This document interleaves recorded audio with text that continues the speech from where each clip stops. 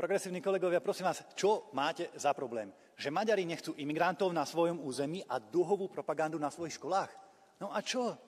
Je to ich právo, majú sa tak právo rozhodnúť a ja to plne podporujem. A pevne verím, že aj na Slovensku bude raz vláda, ktorá úplne otvorene, oficiálne takisto odmietne imigračný pakt a takisto oficiálne zákonom zakáže dúhovú propagandu medzi deťmi na školách. A takisto bude mať odvahu hlasovať na Európskej rade za mier.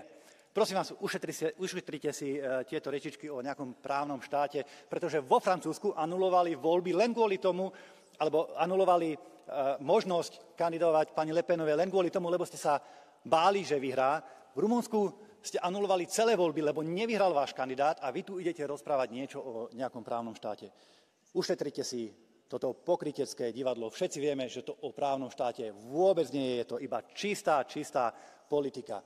Začnite konečne rešpektovať suverenitu jednotlivých štátov. Ďakujem pekne.